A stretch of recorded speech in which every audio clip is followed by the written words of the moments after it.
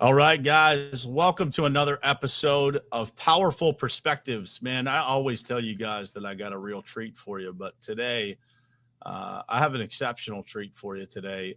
This guy has been one of the best friends I've ever had in my life, just a guy who's had a massive impact on me, a guy that everybody in our industry is very familiar with.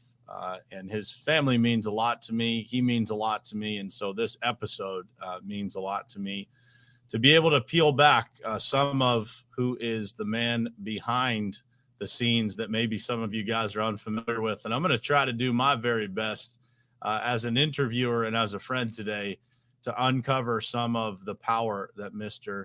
Keith Callaway brings to the world. And so hopefully I will do a good job of revealing that to you guys today.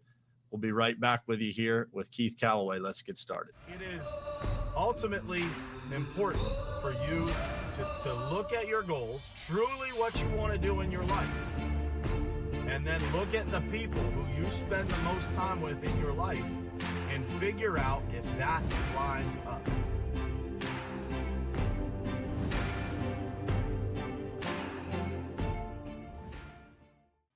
All right, brother, here we are. Another day, man. Welcome to the show, bro. I hope you could hear what I was saying there before. I mean that, man. You know, it's been an incredible run. You know, I was laughing because I went back through my emails, as I was telling you probably 3 weeks ago. I was cleaning out the old email file. I had an email from this guy back in, was it 2017 or 18? I think it was 18, right? 18.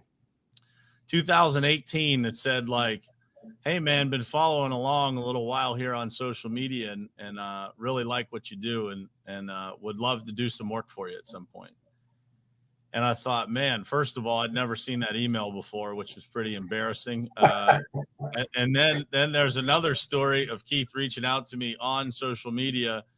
And I'm really good about getting back to people on social media.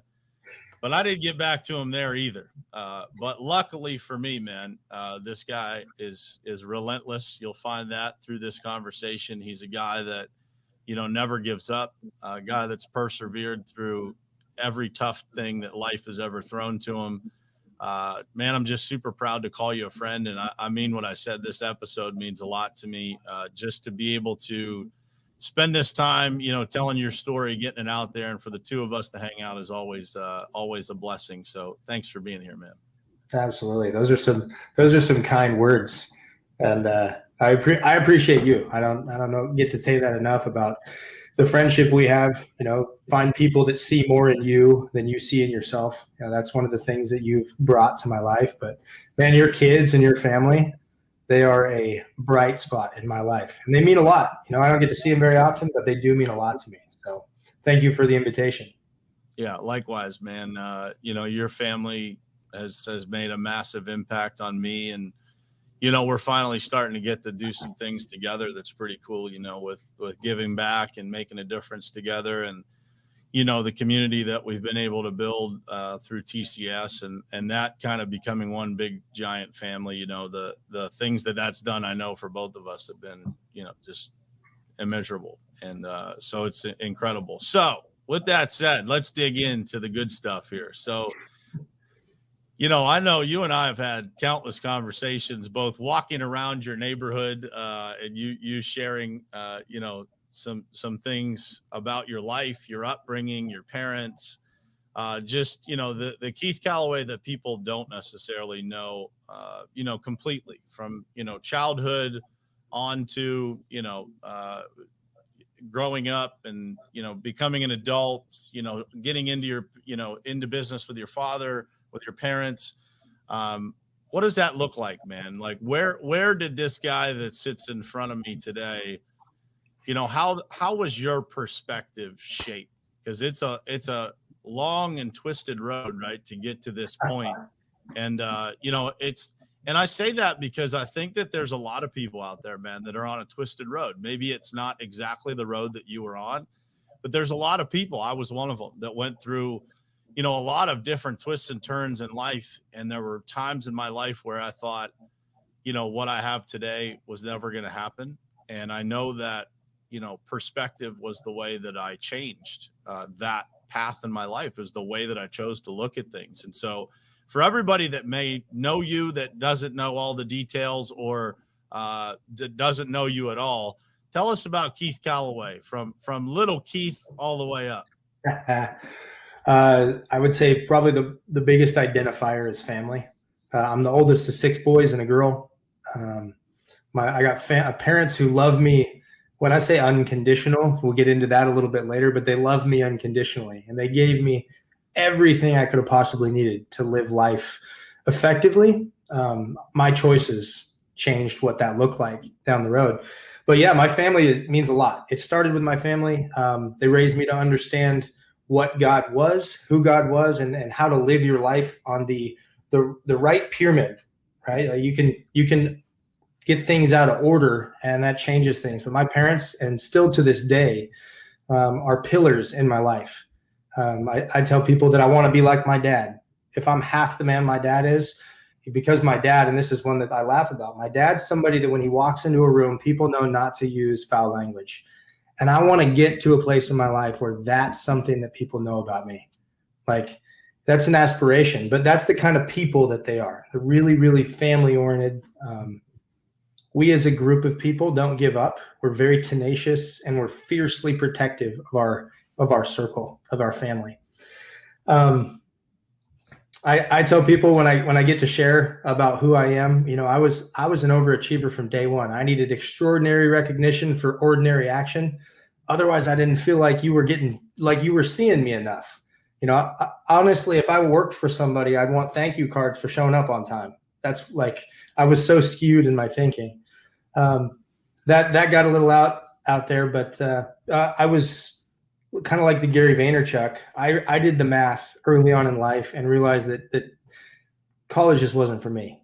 I sat down and added it up, and I'm a numbers guy. I've always been a numbers guy. They'd come natural, and one of the reasons for that is that the rule of numbers do not change.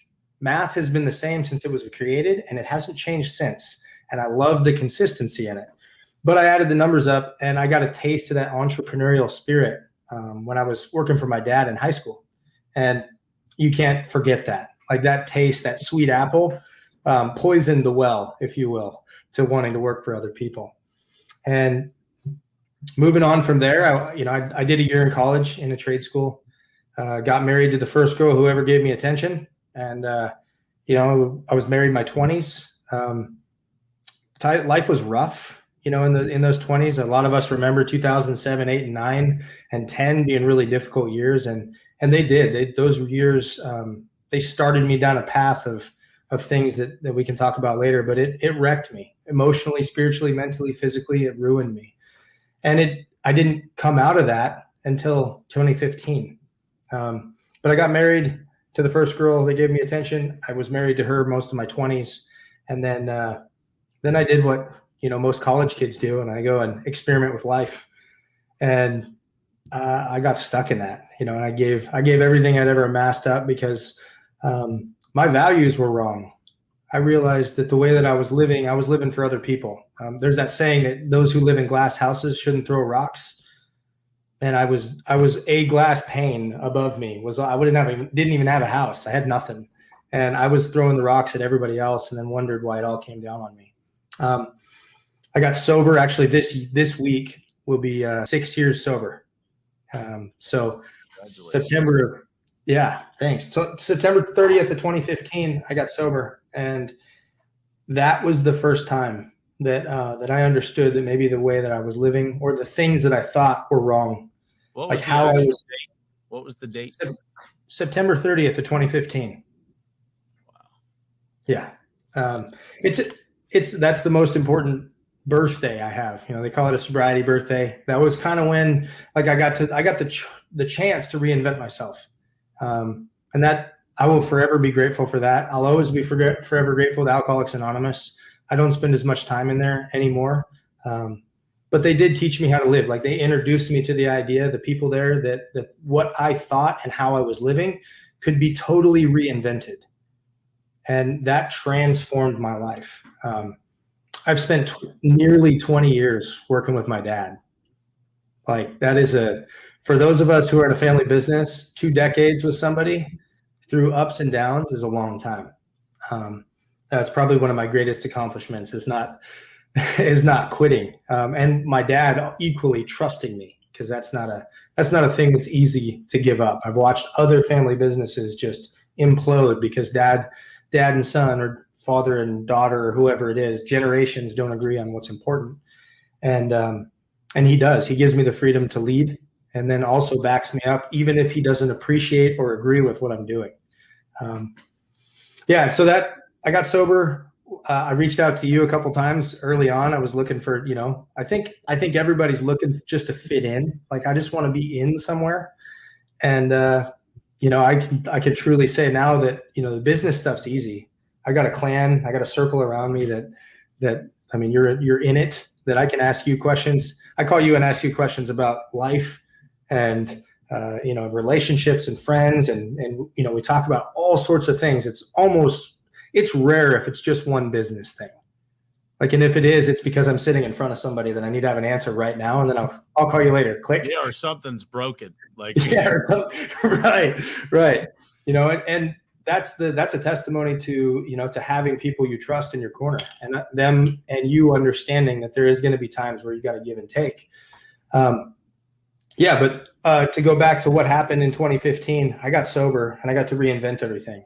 And at 31 years old, I showed up with nothing. I was broke. I was homeless. My house had been foreclosed on, in and out of jail, completely. Like, I still have braces on now, but I had like a lot of teeth that weren't in my mouth. I was a wreck, and I got the privilege, because my parents love me, of putting my life back together brick by brick.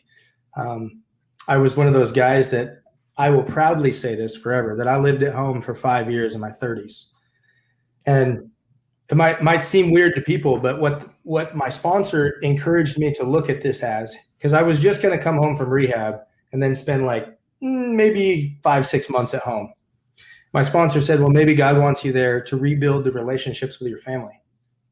Maybe he wants you there to just be present because you've been absent your whole life.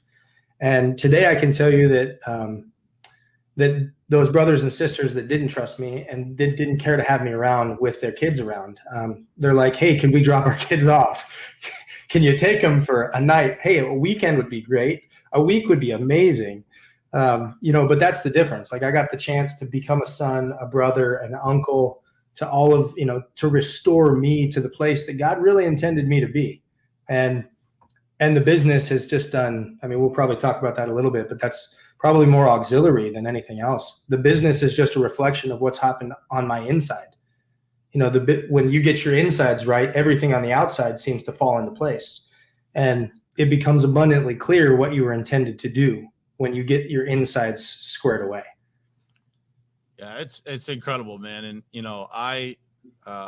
I had to really think through this interview because I'm so familiar, to be able to, to properly tell this story, to really do it justice, because I believe there's a lot of people that can benefit from it. And, so I want to be cognizant of the fact that the audience doesn't know what I know, and really ask those questions. Mm-hmm. What was throughout that, as you're telling that story about, being married in your 20s, and getting divorced, and me being as familiar with your family as I am, I would imagine that was a pretty tough thing, like, to disappoint your parents, if you will, right? Because I know how much that means to you. And I'm sure, during that period of your life, that was a tough thing. If there's one thing that comes to mind that was the most difficult for you, when it came to your parents, whether it was, telling them something, going through something, what was that one thing that kind of sticks out that was the most difficult scenario that you went through with your parents? Believe it or not, I have this one like on the nail. I remember thinking that if I tell them something disappointing, that it's going to change the way that they feel about me. I specifically remember thinking, if I fail, it doesn't matter, fill in the business, personal, spiritual, whatever. I remember thinking, if I fail, they're not going to love me, or they're not going to want me around, or, fill in the blank. That negative self-talk was just like to the brim with different ideas. But I remember thinking, I can't tell them the truth because what if they don't love me anymore? And there could be nothing further from what reality was. Yeah.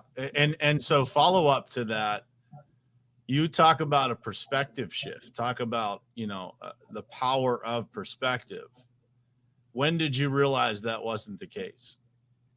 Oh man, I can remember the day. I could tell you the players that were at this little play in my mind.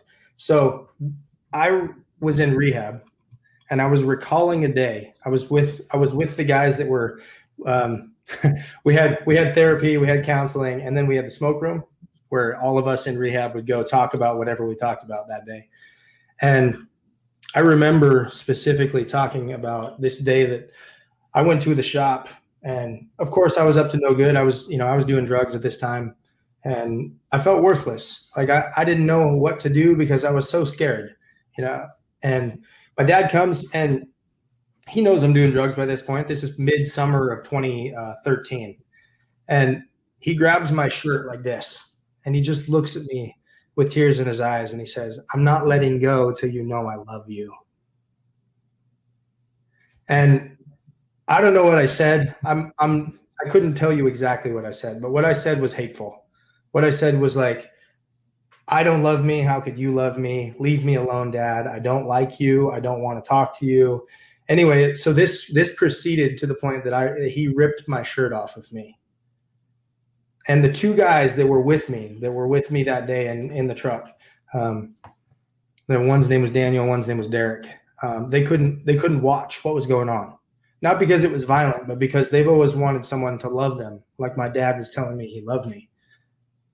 And they couldn't stand there and watch it. They got emotional and they left. They needed to go get high because of the experience of watching my dad love me in such a profound way.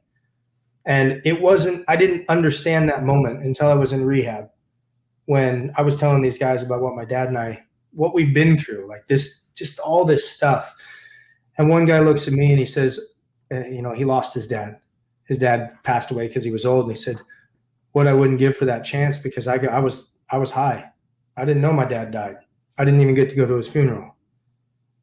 He said, "I would give anything to have my dad grab me while I was loaded and tell me he loved me."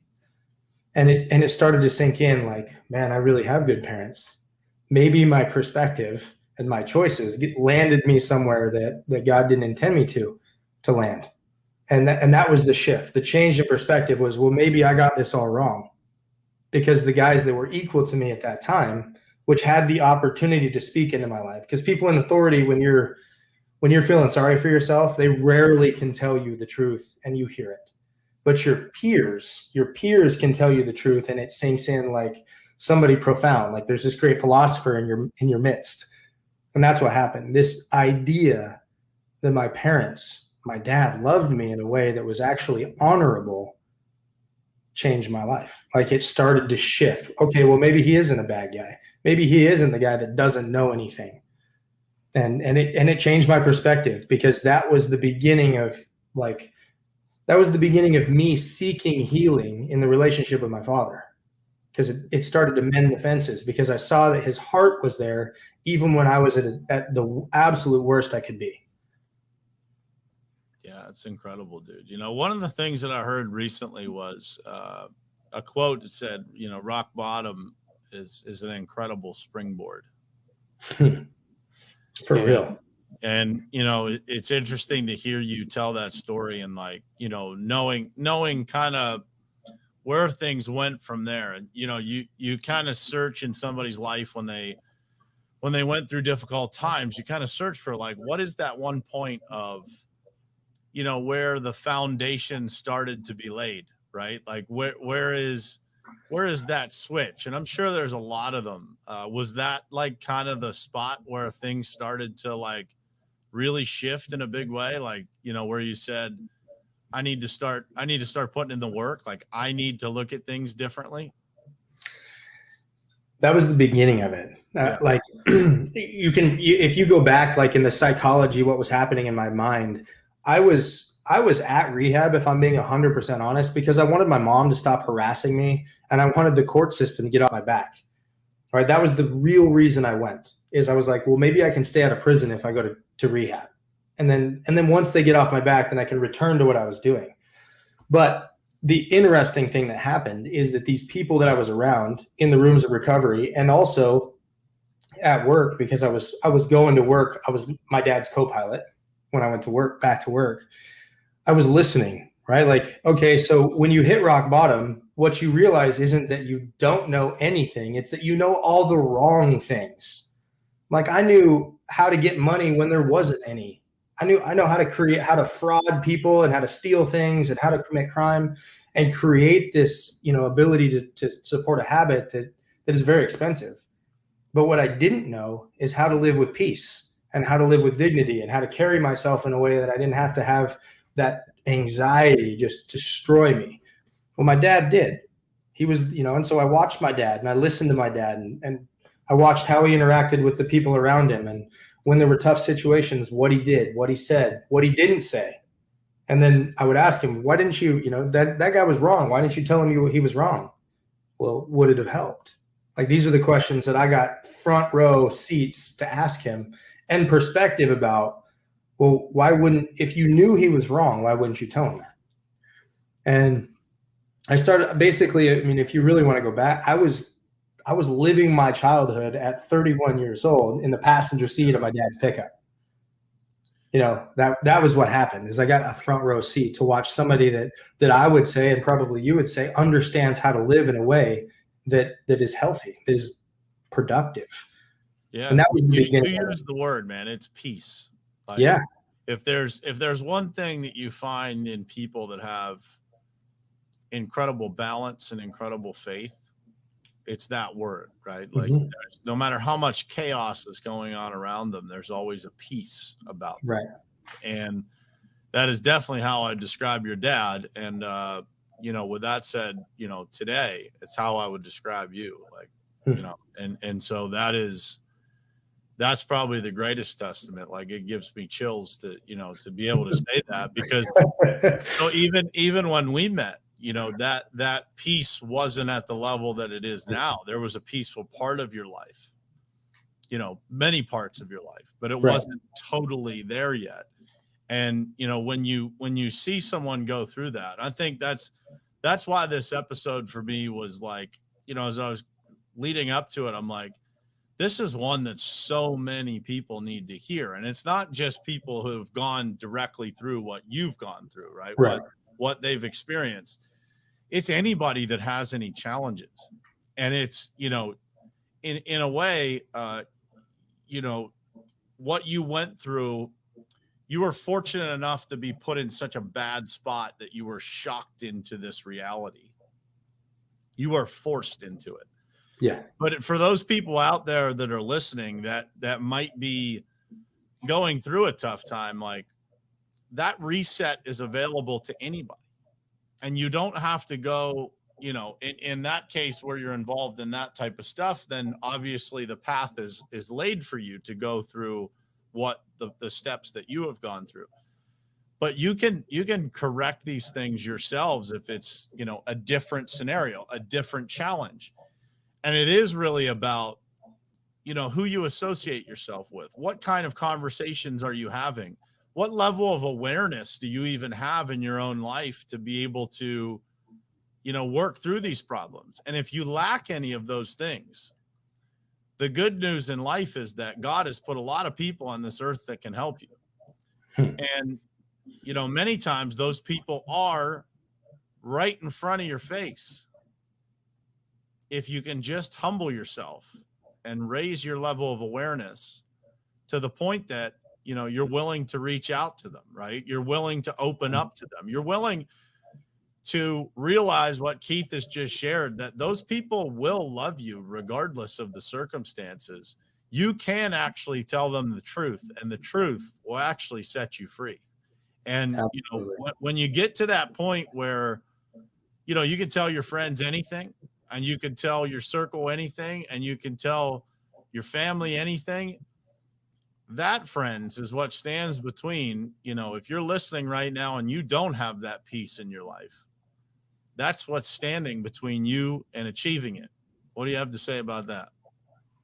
That is, there's a saying that says the bottom doesn't have to be the bottom, right? Like you don't have to hit rock bottom. You can stop when you make the choice to decide to stop. But what you're talking about, like if you don't have vulnerability in your circle, then you can portray anything you want, but nobody really knows you.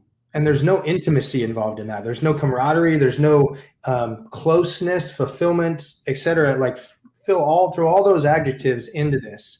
If you're not vulnerable enough to share yourself with another human being and be honest about, hey, I'm not comfortable with where I'm at, I don't like it, and then share about where you want to go and what you want to do, then your choices in essence are saying where you're headed is where you're choosing. And I didn't realize that. Probably the greatest gift that I got in sobriety was my sponsor sat me down and said, you get to choose, you get to be the engineer of your life. What kind of life do you want? And he uses the term, do you want a spam life or do you want a filet mignon life? Like you get to choose that here. So based on how you rebuild and the foundation you lay and the specifically the relationships you put around you, it's going to determine the ceiling of your life. And we went back over. So one of the things that I did when you're that broken, you don't question whether or not other people are right. Like they're right. Nobody takes all the cleaning supplies under their cabinet and puts them in something and smokes it and then tells everybody they got life right. That's what I was doing, you know? So I was at a place where I just accepted that the people who had things were living better than me. And so I should listen to them. And what he said, you'll never have anything in life until you're vulnerable enough to share something. And I said, well, I got a lot to share. And he goes, I'm not talking about talking. And I was like, what else is there besides talking? You know, and I'm so dim to this whole idea that maybe I got to give, right? He goes, you get what you give in life. So if you don't have a life put together to where people should listen to you, if you're not an expert in your field, or you don't have a great marriage or relationships with your family, you're not a great father, et cetera, then you really have no room to give insight on any one of those categories. He said, you have to have a track record that says I'm trustworthy in that category. So like my dad, when my dad comes to me and says, hey, I'd like to talk to you about what's going on in your marriage, probably should listen. The dude's been married almost 40 years, right? Same with someone that's really accomplished in business. Like you have to have something that you can draw from, and you have to have people in your life that are willing to risk your relationship to tell you the truth. And I didn't. I literally engineered my life so I had only yes men and people that didn't want that I was louder than whatever they could put out. Right? That was how I engineered my life because I thought that was winning. It was empty. It was broken. I was lonely. I never had a male friend, and this is no joke. I never had a male friend until I was really, truly sober. I had guys that I've been friends with a long time, but I never told them like why my heart hurt. Like, what is it about, Keith? What is it about your life that you want to change? Man, I would give anything to be a father. I want to have some kid.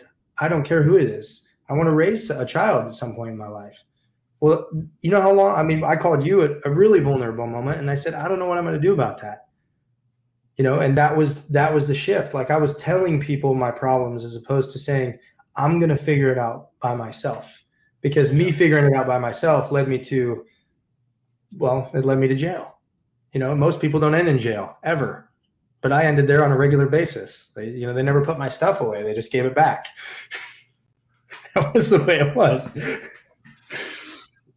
It's just wild, man. There's so many facets to this story, and I want to dig into several of them. But you know, from a business standpoint, so 2015, you kind of reset everything. You get back into business. 2016, are you still riding around with your dad at that point? Yeah, somewhere. I don't remember the date. I should look on my driver's license. Somewhere about halfway through 2016.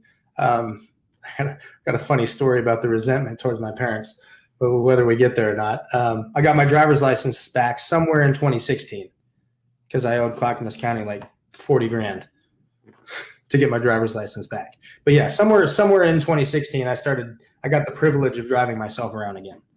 So walk me through that, man, because for those of you, let's just set the table here. Keith and his family own a very successful paving business at this point. It's, growing exponentially year over year. And anybody that follows along online, if you're not following K&L Industries, you can search it on Instagram, Facebook, YouTube, anywhere, and you'll get a good look at what it looks like, and you'll get a good vibe of what I'm telling you here. And so if we work backwards, that's only 5 years ago. Yeah. So it's incredible to look back and to say, because I've had conversations with your dad about, years, let's go 5 years prior to that and what it looked like. And it was a lot different scenario. And, so walk me through that journey, man, from like coming back from that and, what that looks like, and just,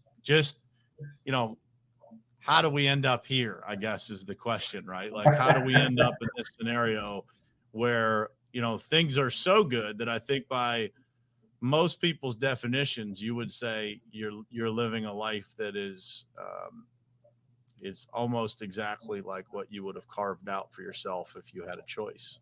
Pretty close. Yeah, pretty close. Yeah. Well, 2016 was no cakewalk. So I remembered my dad and I sitting down in probably early in 2016, and he said, "What do you want to do? Do you want to?" So let's set the stage for this. So I did drugs for about 2.5 years.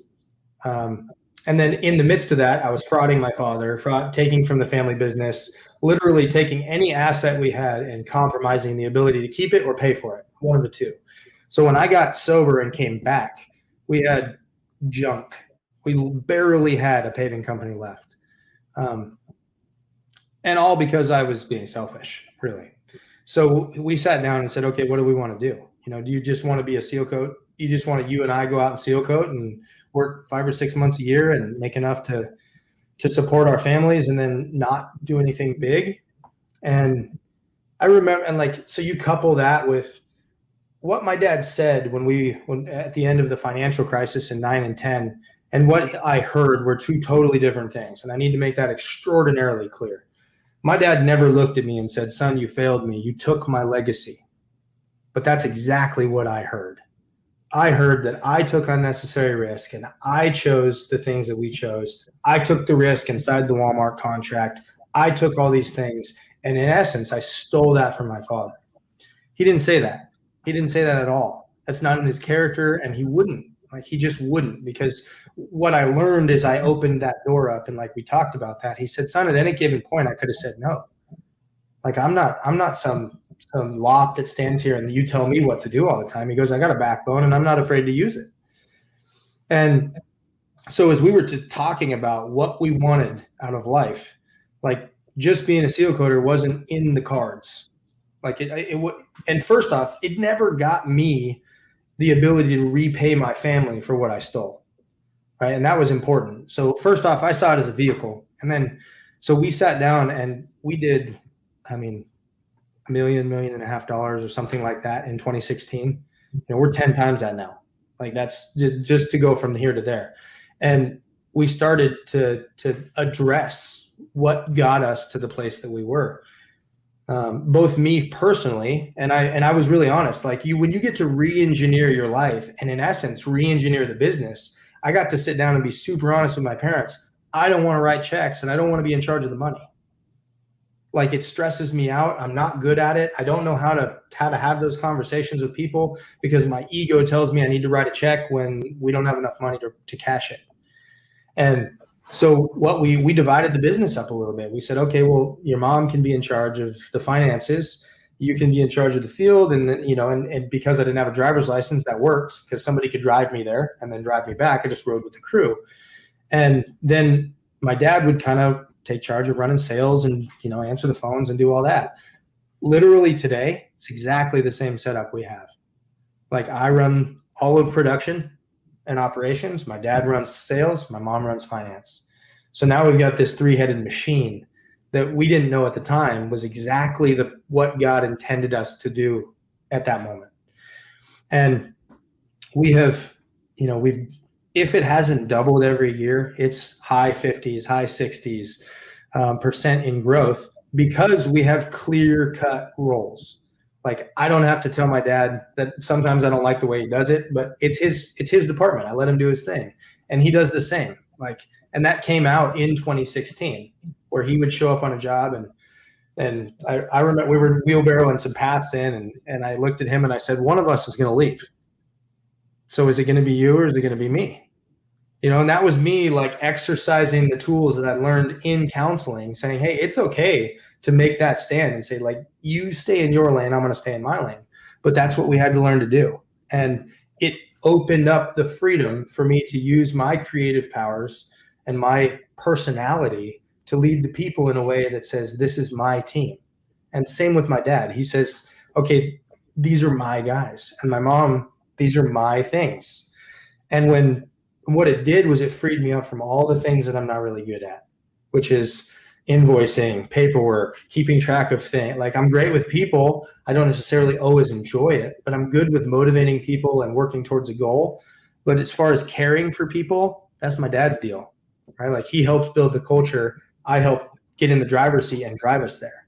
And that was the change. Like I got to no longer, like I got to be the son.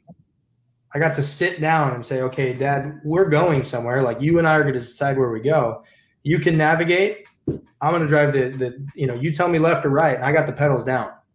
And we got this symbiotic relationship where now we're not fighting or conflicting where we're headed. Now we're actually driving together, all three of us, me, my mom, and my dad. We're all taking this vehicle exactly where we decided it was going to go. And as far as where that is, I can tell you today that I never thought in 2016 that K&L would look like it looks today. I never thought that we would have the people, the culture, the opportunities, all of those things. Those are simply a byproduct of running your business well, right? Like we have a process and procedure manual for everything. And if we don't have it yet, we have a plan for when it's coming, right? These are crazy things. These are people that used to do everything handwritten on a notebook. I can confirm that. Yes. Yeah. And we're not just talking about like, I'm talking about like, we would write down in our day planners, like, this is the address. This is how much I told them. And this is a rough sketch that's about yay big on a piece of paper. And we do 5 of those a day. And we had no way of tracking what we were doing at all. And now I can tell you at a moment's notice where we're at, how much revenue we're at, how many bids we did this week, how many leads are coming in. I can predict how many leads are going to come in next week, how many jobs are going to come in. And what we figured out is that our personalities need to be in the right spot in order to be successful, that are better than us at those jobs, do those jobs if they're better than us. And that was really freeing. But that started with me and my dad deciding, okay, I'm not going to run the finance thing because I'm going to run us right into the ground again. And you're not going to run the production thing because it's not your thing. And understanding where we fit was key to all of that. Yeah, no, and you see it, dude. I mean, it is, watching your business run from the top all the way down is like watching a symphony. You know, it's like, it's really, really well defined and really, easy to see what everybody does. If somebody walked into your company, you wouldn't have to tell them who does what. They would just see it. And that's the indicator of a really successful company. So, from that point when you figured that out, because there's a lot of people too, man, that probably are in the right places in their company, but they don't necessarily know how to get, how do we go from there to there? Like, how did the way you looked at your company shift over those years to be able to produce what you have now? Like, what changed? What made you look at things different? Were there, significant events that led to that? Were there, losses? Were there wins that, kind of solidified where you wanted to go and why? Give people some. Yeah. There are a couple. Yeah, so first off, a little context on this one. So I met some people while I was living an unethical life, and and they were getting out of the game too. And this guy calls me up and says, "Hey, listen, I need a job." And I'm like, listen, you're like 50. I'm not going to hire you to be on a paving crew. You're a smoker. You're 50. You're not going to hack it. Like, this guy wouldn't take no for an answer. And he shows up and he says, listen, I'll walk door to door, do whatever. Well, the guy, I mean, in all transparency, I used to get my drugs from this guy, and he had a thing with buying and selling things. Like, that's his thing. That's what he's good at. And I didn't know how to teach what we did. Right? Like, this is that aha moment. So when we hire this guy, we bring him on and we train him from zero. He's never had a legit job in his life. He's a career criminal. Probably not the best hire, just to be clear. Like, I wouldn't recommend going out and finding one of these guys. But what it did for my mindset, was it really transformed what we were doing as an organization. Because I couldn't teach this guy how to pave, because he was beyond his physical ability to learn that stuff. But I could teach him how to sell it. And then I also needed, when we were doing that, I was like, started me on this process of like, okay, how do I document what he's doing?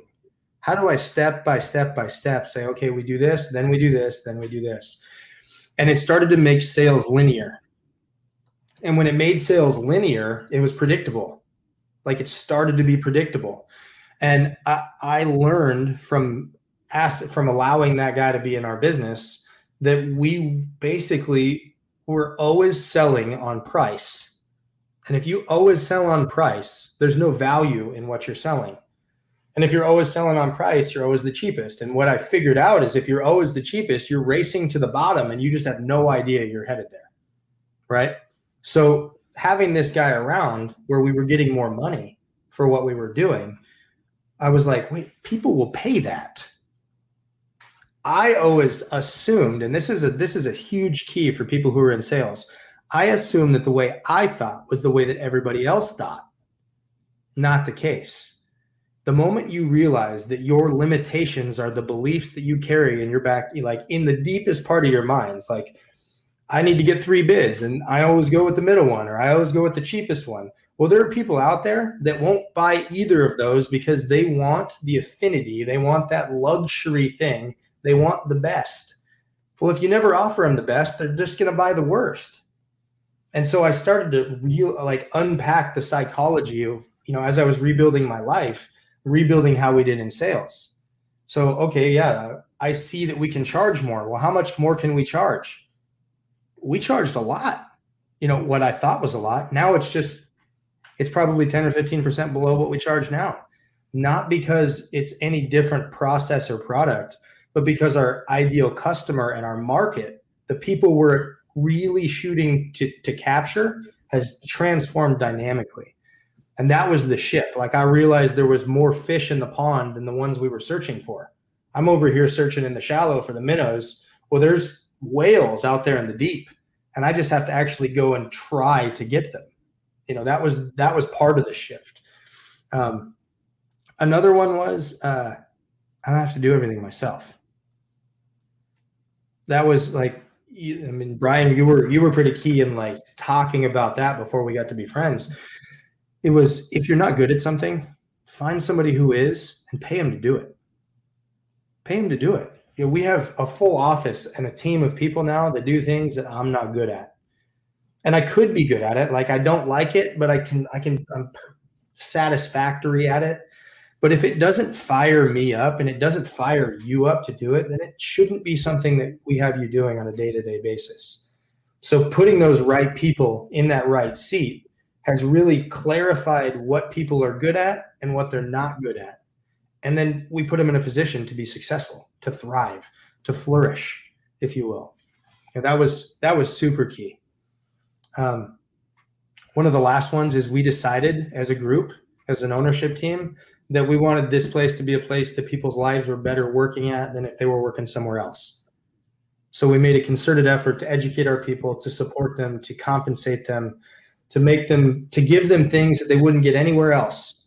Like, for instance, diapers. When you have a newborn, when you work for K&L and you have a kid, like, we buy you a boatload of diapers because diapers are expensive. It tells you that we care about your family. That's one thing that she's really good at. She says, well, is it a boy or a girl? Because I'm going to order a whole bunch of diapers for him. It's little things like that. Like, hey, if you're going to go on vacation, Where are you going on vacation? We'd like to buy you something for that vacation, whatever it is. We want to make sure that we're taking care of our people, because what we figured out is that if we take care of our people internally, they take care of our customers externally. So as long as I'm caring for the 25 or 30 people in my organization, the customers feel that on the outside, and I never have to try to create the environment that happens. That's what changed. We started taking care of people, rewarding them, compensating them based on how they performed, and then they went and they're our evangelists to the customers and to the worlds. Like, Brian, you can attest to this. How many times do you see my dad and I's face on the videos anymore? Yeah, a lot less. A lot less. Like, if we're talking about something in particular, okay, that's fine. We'll be the expert on it. But 99% of the time, I want my people to tell the story, because you're going to trust that guy way more than you're going to trust the guy that has his name on the door. And that's intentional. Like, we've engineered what we're doing to be trustworthy, because that's in essence business. I'm earning people's trust. And by earning people's trust, I'm solving your problem in exchange for time, and money changes hands. That's business. And we're trying to engineer our business to make those transactions as easy as possible while earning your trust and delivering a product in which you are satisfied with at the end. It's really simple. It's just a lot of work. Yeah. And for those people who are listening and paying attention here and taking notes, I just want to point out, when you ask someone who has built an extremely successful business, ultimately from the ground up a few times, basically, right? And when they tell you, take care of people, open your mind, don't allow your subconscious to tell you what you're worth. You have the ability to reprogram that. Like, I just want to point out, because I think there's so much information out there, man, that's like, well, you need to know how to overcome this objection, or, well, you need to know how to, and there's a lot of tactical things, right? There's a lot of stuff that, that you should get good at as you grow your business. And it certainly helps, from a number standpoint, a conversion standpoint, and a revenue driving success mechanism. There's a lot of things that you have to check the box of. But what Keith just said is the foundation of all of it. And if you find yourself struggling in business, it's not because you can't overcome objections. It's probably more because you're not buying your people diapers. And I mean that tongue in cheek to some degree, but like, whether it's buying them diapers, going the extra mile to help them move, if you can, anything that you can do that lets them know that they are seen and they are heard. The title of this show is Powerful Perspectives. Look around you, man. What does the 360-degree perspective look like of your existence, of your company, of you as an individual? How do people see you? And how do you think they view how you see them? Because what we've just walked through here is Keith saying he didn't believe that his parents would love him if. That's a perspective. That's a shift. It's a shift in realization of recognizing, by the way, your team members, your employees, the people you work around, your customers, they believe the same thing. That if they disappoint you, you won't love them, or you won't employ them, or you won't, whatever it is. And our jobs as leaders, as individuals, as, people who are mentors to others, is to make sure that they understand that's not the case, that mistakes are part of the process. But the foundation of everything we do is based in people. It's based in how we treat others, how we see others, how we are able to see ourselves differently by a different level of awareness. And so one of the things that I wanted to touch on here, because I think it's so important, when I met you in 2018, and we went through, the process of me kind of getting to know your team, and, the surveys that we put out, and how I want to be coached. And one of the common themes of those forms was, that they really loved working for the company. There was already a great foundational culture. They felt cared for. It was a family environment. But one of the pieces of feedback was that you were kind of tough, if I'll put it nice. That's a very kind way to put what they said. Yeah. And so, again, I think this is something that a lot of people struggle with, right? Is that self-observation, or the ability to see what other people see, and I want you to walk through that, because I'm curious. I've never actually asked you this question, is like, what do you think made you operate that way before? And obviously now anybody that meets you, and it's funny because every time I introduce you to somebody, I say, like, when he tells you his story, you're not going to believe him, because you're so different today in so many ways, right? Even from 3 years ago, right? And so what do you think what it was that made you, kind of see things the way that you saw them then? And then, how has that evolution happened? And then how has it made an impact on, the people around you, your business, and yourself?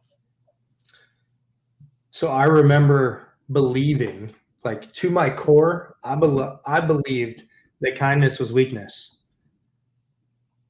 I believed it. Like, I operated with the mentality that if you were nice to me, or I was nice to you, that you were going to somehow leverage that into power in my life or against me. Like, there was this tug of war. And my dad's a nice guy, and I saw my dad getting taken advantage of all the time. At least what I thought. So, but my thinking's not normal, just because I see opportunities to take advantage of people, because that's I'm naturally skeptical of the way that people interact.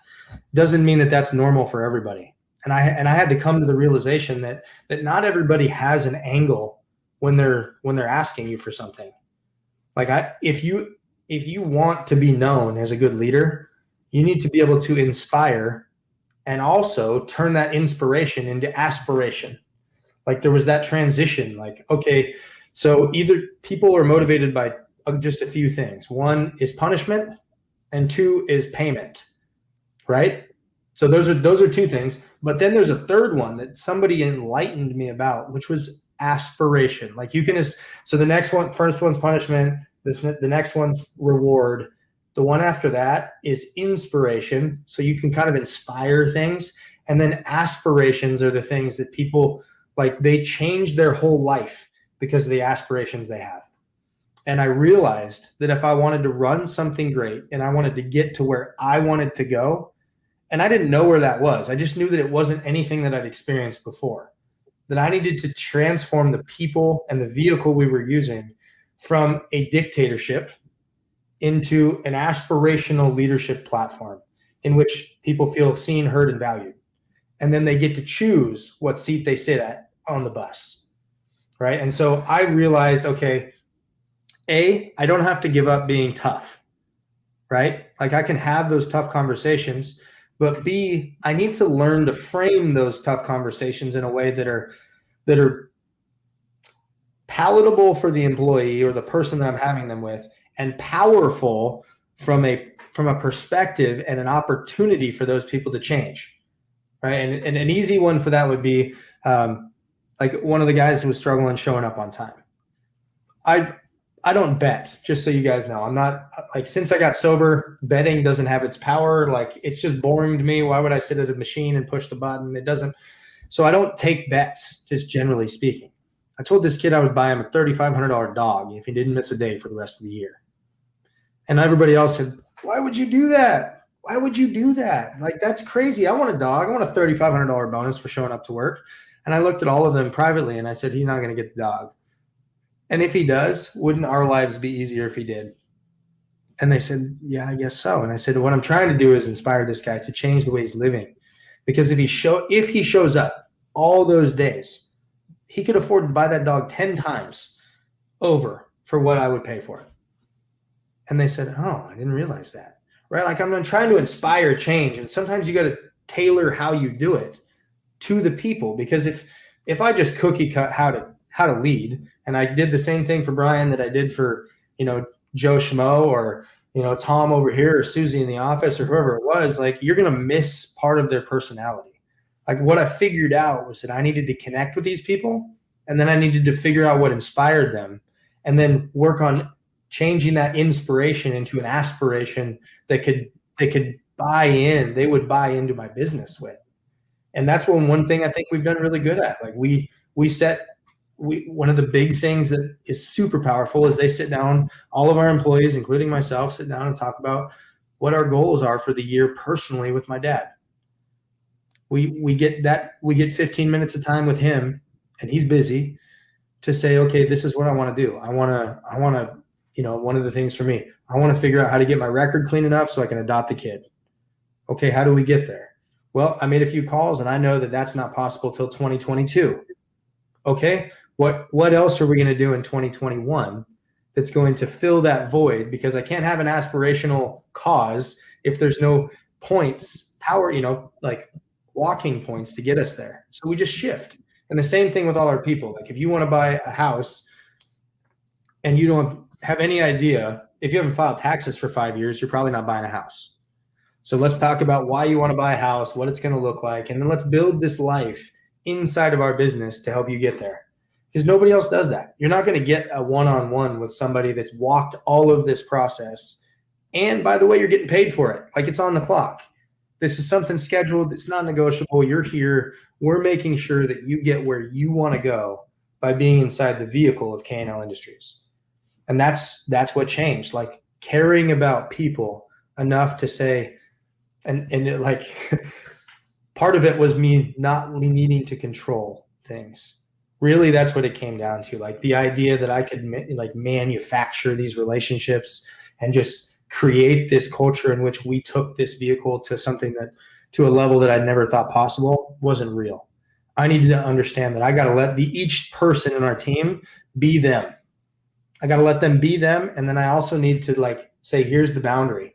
Like these are the navigational beacons in this shipping lane. You can move left to right all you want, but this is the border. All the way, like teaching people how to fight. That was one thing. K&L Industries, you are allowed to speak your mind, but there's two things you're not allowed to do. One is touch another person. We don't touch people. And two, we don't call people names. You're allowed to say, I think you are, fill in the blank. I think you did a bad job. I think that you're lazy. I think but you're not allowed to say any racial epithets, any name calling. You don't insult people's intelligence. You're not allowed to touch people. And what we did is we're teaching people how to fight. Like part of good leadership is telling them, listen, fights are normal. Fights will happen. Now, what we do with the uncomfortableness is we sit people down and say, okay, what could you have done different? What did you do wrong? I know that they did something to you, and I'm going to talk to them about what they did wrong. What did you do wrong? What are you going to own in this? Because the moment we create ownership and we can bring people back together in those moments of conflict, we become a stronger, more well-bonded team. And I think that's what you've witnessed. Like you're like, these guys, I mean, they throw it at each other sometimes. Yeah. But in the end, we're like a gang, right? Like nobody else gets to do that to us. We do. And that's where that leadership style changed. I realized that I needed to be more of an encourager and more of somebody that cultivated these guys as opposed to told them, tell them, make them, ask them, encourage them, inspire and aspire. Like those are the things that I'm working towards leading with, because I was a dictator. What you read on those pieces of paper, I was an absolute jerk. And I told people I didn't let anybody think anything different because of the way that I treated them. That's what changed. I wanted to be the guy in my life, in their life, that other people were for me in my life. Right? Like I wanted to inspire change, not continue the perpetuity of this bad habit that I'd always had. Yeah, and I think, one of the things that I think is most powerful about that exercise that we went through is like, you really get a good gauge for your people in that moment too. Like how honest are they willing to be, and then, when you get that information, like I know very few people that don't fix it when they get it, like the larger percentage of people. So like for people out there, like anytime you can literally open the door for your people to be able to express to you like how things are, it's an extremely powerful exercise. It's something that really changes so much. And to your point, we say this all the time in TCS, but like, embrace the conflict, man. Like, be willing. You grow from conflicts. You grow from those conversations that are most uncomfortable. And most of the time they're nothing like what you expect them to be. It's a very freeing feeling, right? To be able to right or wrong, because most of the time it's not intentional. It's not something that you're aware of. And so you're just operating from a lack of awareness. Everybody thinks something of you that's not actually accurate. It's just how you're letting them see you. And so, I just want to point that out, that if people out there haven't ever done something like that with their team, the power of that exercise is incredible. Would you agree? Yeah, absolutely. Do you guys do it on a regular basis now, where you kind of send out something, or is it more like a one-on-one conversation now, or how do you do it now? So we are placing it as a priority to do at least a couple times a year. We're super seasonal, right? Like, it's pretty unrealistic to say, you know what, we're going to take a day in the third quarter and sit down and we're just going to talk about how we're communicating. Not super realistic, but a couple times a year, at the end of the year, at the beginning of the year, and then we try to have like some fun days throughout the year. Yeah. We're taking like personal check-ins, and then there's actually a structured sit down quarterly with my dad. That's on our calendar, that his scheduler schedules people and says, listen, sorry, crew A, crew B, crew C, they're with senior this morning. Like, they're going to be late. It's not negotiable. You can't miss this. And those times come in so that he can say, well, how is the person that's directly above you leading? Is there something that they're doing that's make you feel like you're hung out to dry, or communicating in a bad way, or whatever it is? That platform is open, and while it's anonymous to some degree, if somebody's feelings are hurt, then we get those people in a room and say, hey, I need you to tell them what you told me. And I'm here to kind of walk the conversation to an agreeable outcome. But let's take off all the extra that we don't need, because it's important in culture that we don't have to live in that like uncomfortable, anxiety-ridden, awkward, walking on eggshells environment. Nobody's healthy there. Nobody. Yeah, no doubt, man. I couldn't agree more. So, if there were 2 or 3 things that you would recommend a person that, maybe is either lost, or maybe they're not in the place where they know they could be, they know what their potential is, what would those couple of moves that you would make to kind of shift things, to make that impact in their life that really gives a significant shift or boost to what they're doing? There's a couple of things, and most of them stem around the principle of honesty. So having someone that you can throw things by, that you really trust, like that let into your inner sanctum, so to speak, that you say, hey, this is where I really like to go. Can you give me your opinion on whether or not my choices are going to get me there? That's number one. Because sometimes we're so stuck in what we do that we can't see the horizon. So I don't know which way is true north. I don't know how to get out of the situation, because all I see is just this big pile of junk in every direction.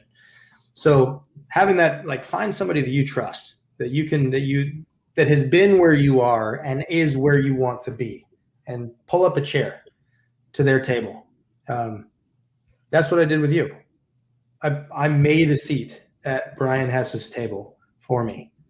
I didn't take no for an answer. I refuse to believe that no is an acceptable answer in certain areas of life.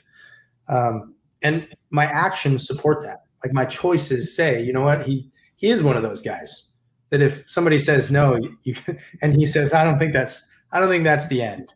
No just means they don't have enough information to say yes. Right. Or it's not now, or not yet, or not this minute, or not the right person, or whatever it is. That's like what I hear when somebody pops off with a no.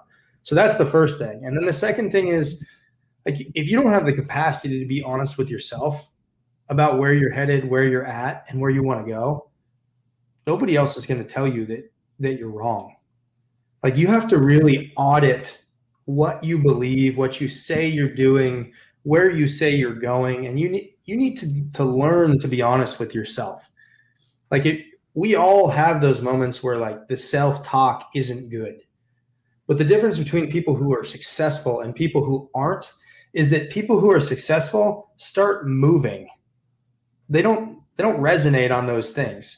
So they start moving, and then eventually they, like, you find those people. If you're in motion, you're going to find those people that you can say, hey, I would like to double my business this year. I'd like to be a better father. I'd like to be a better husband.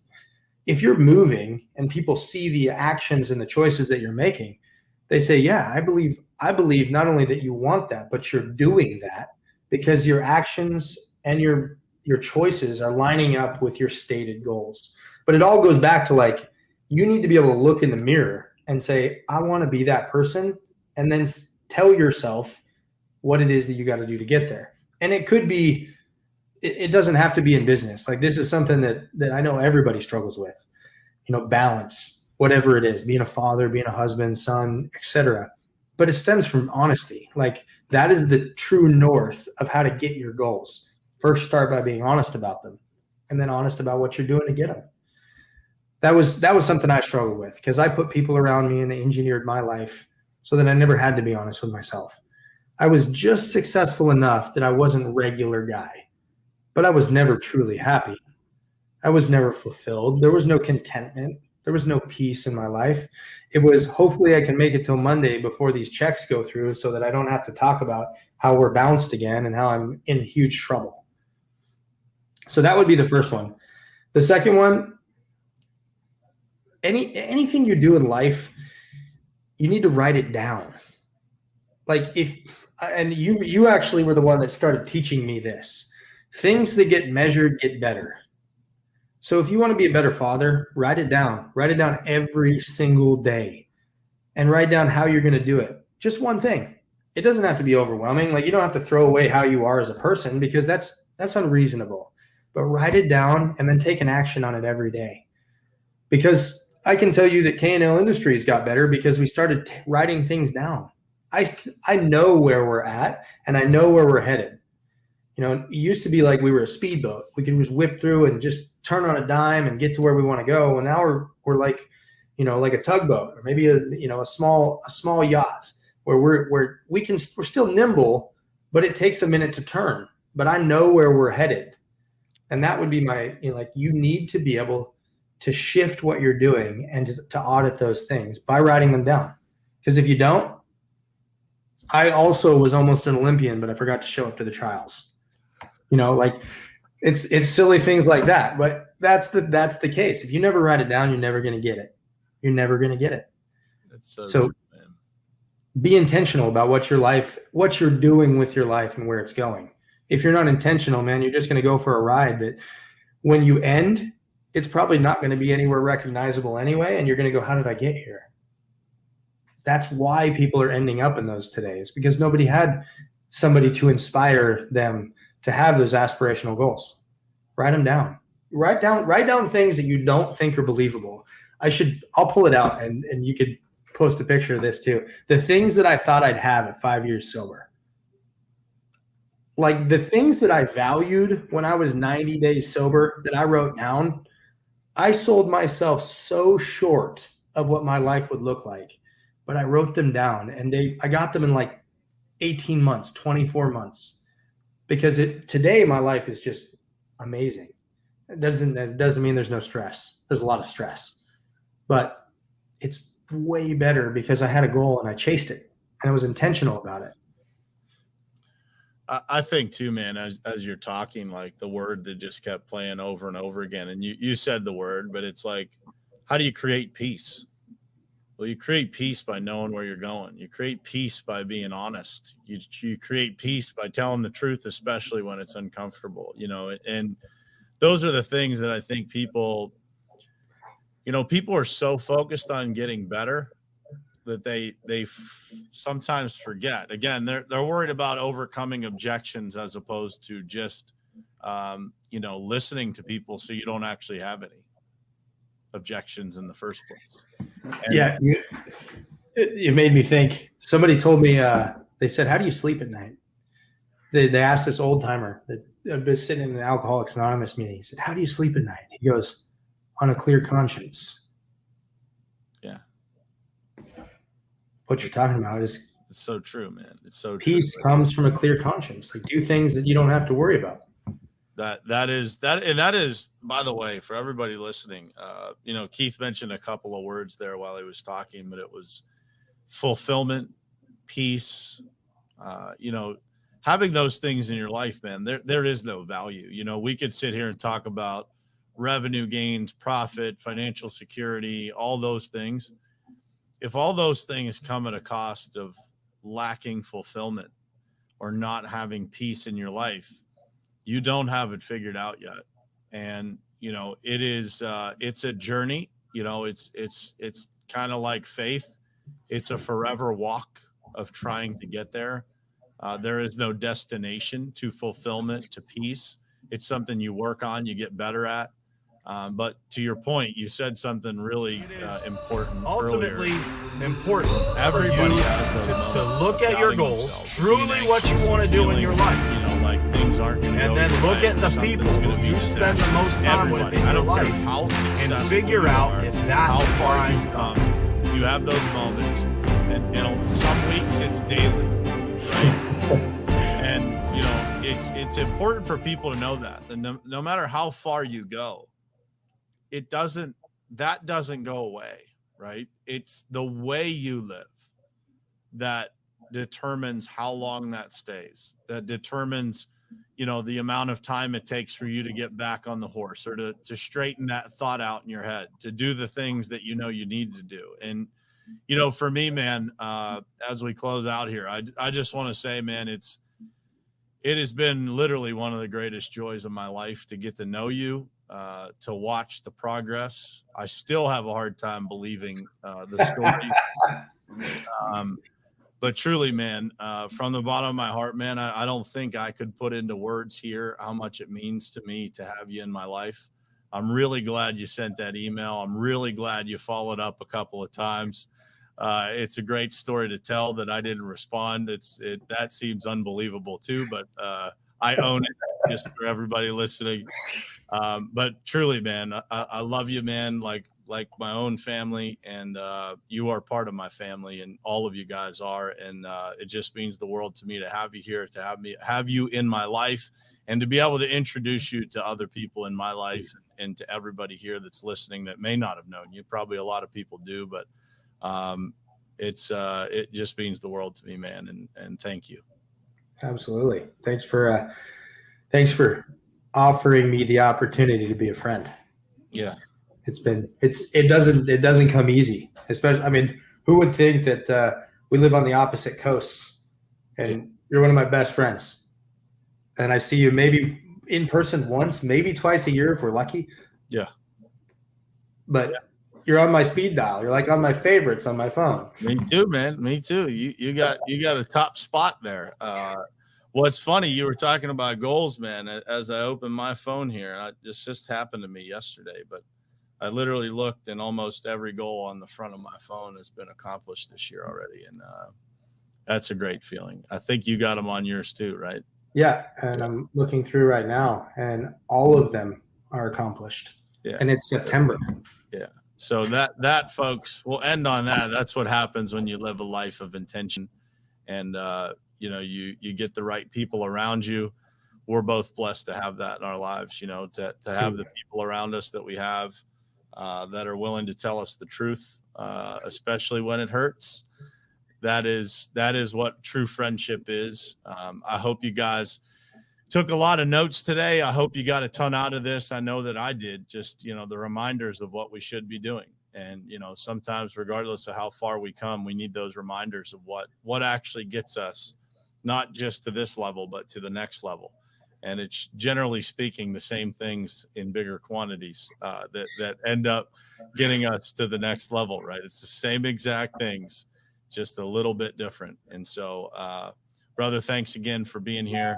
Until next time, guys, this was another episode of Powerful Perspectives with my man, Keith Callaway. And in proper fashion, man, we're just going to drop this thing on September 30th.